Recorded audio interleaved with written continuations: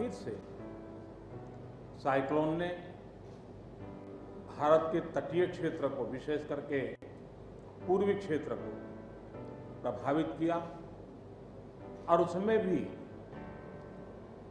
सबसे ज्यादा दुष्परिणाम पश्चिम बंगाल के हमारे भाइयों बहनों को, पश्चिम बंगाल के नागरिकों को, यहाँ के संपत्ति को बहुत हानि पहुंचाई। साइक्लोन की संभावनाओं से लेकर के लगातार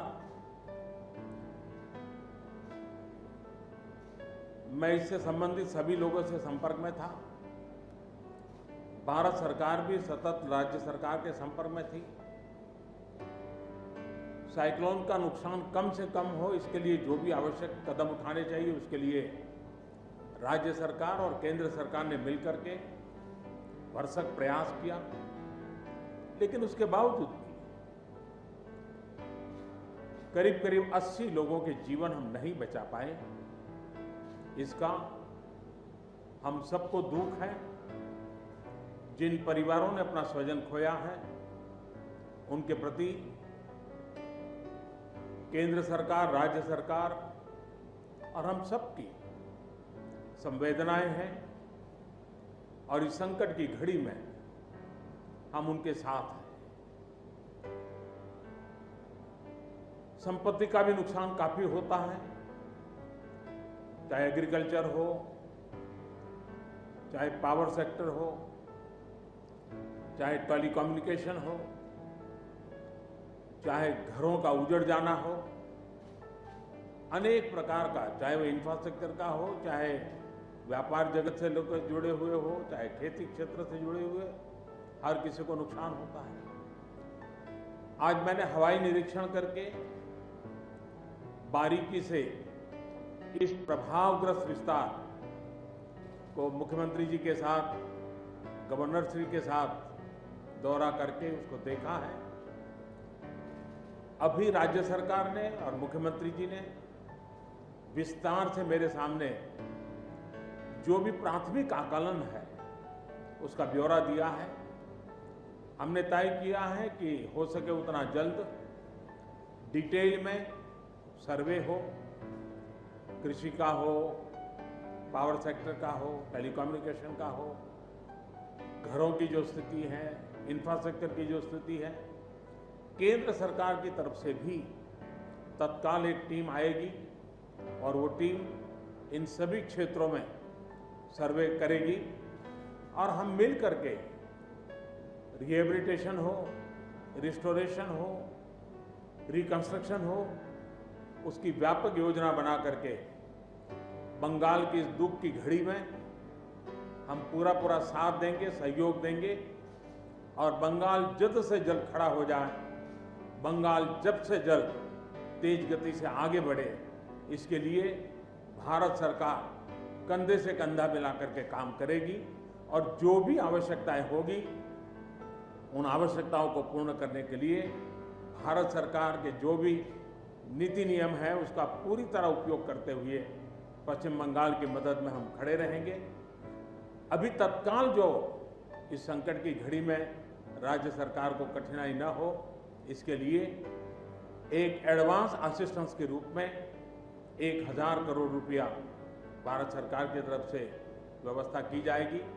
साथ साथ जिन परिवारों ने अपने स्वजन खोए हैं उन परिवारों को प्रधानमंत्री राहत कोष से 2 लाख रुपया और जिन लोगों को इंजरी हुई है उनको 50,000 रुपये तक की सहायता देने का भी हम प्रधानमंत्री राहत कोष से करेंगे। पूरी दुनिया एक संकट से जूझ रही है। भारत भी लगातार कोरोना वायरस के खिलाफ लड़ाई लड़ रहा है।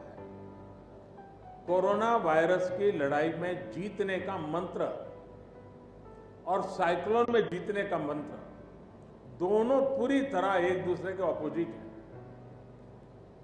कोरोना वायरस से लड़ने का मंत्र है जो जहां है वहीं रहे,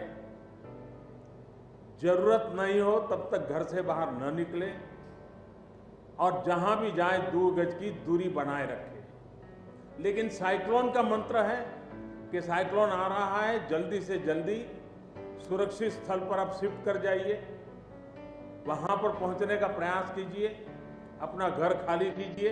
यानी दोनों अलग अलग प्रकार की लड़ाइयां एक साथ पश्चिम बंगाल को लड़नी पड़ी है, लेकिन उसके बावजूद भी ममता जी के नेतृत्व में राज्य सरकार ने भरसक प्रयास किया है। भारत सरकार ने भी लगातार उनके साथ रह करके इस संकट की घड़ी में जो भी आवश्यक, जो एडवांस में करने योग्य था, जो उसी समय करने का योग्य था और जो आगे दिनों के करने की आवश्यकता है, उसको भी पूरा करने का हम प्रयास करेंगे। आज समग्र देश को जिनके लिए गौरव है, ऐसे राजा राममोहन राय जी की जन्म जयंती है और उस समय मेरा पश्चिम बंगाल की इस पवित्र धरती पर होना मेरे मन को छूने वाली बात होती है। लेकिन संकट की घड़ी से हम जूझ रहे हैं, तब मैं तो इतना ही कहूँगा कि राजा राममोहन राय जी हम सबको आशीर्वाद दें, ताकि समयानुकूल समाज परिवर्तन के जो उनके सपने थे, उनको पूरा करने के लिए हम मिल बैठ करके, मिलजुल करके एक उज्जवल भविष्य के लिए, भावी पीढ़ी के निर्माण के लिए समाज सुधार के अपने कामों को निरंतर जारी रखेंगे और वही राजा राममोहन राय जी को उत्तम श्रद्धांजलि होगी। मैं मेरे पश्चिम बंगाल के सभी भाइयों बहनों को विश्वास दिलाता हूं कि संकट की घड़ी में पूरा देश आपके साथ है। भारत सरकार कंधे से कंधा मिला करके आपके साथ आने वाले सभी कामों में खड़ी रहेगी। इसी संकट की घड़ी के समय आप सबसे मिलने आया हूं, लेकिन कोरोना वायरस के कारण सब नागरिकों से तो नहीं मिल पा रहा हूं। मन में एक कसक तो रह जाएगी।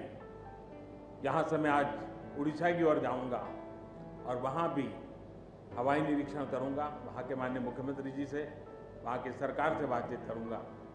मैं फिर एक बार पश्चिम बंगाल की इस दुख की घड़ी में मैं आपके साथ हूं। जल्द से जल्द आप इस संकट से बाहर निकले, इसके लिए मैं पूरी तरह आपके साथ रहूंगा। बहुत बहुत धन्यवाद।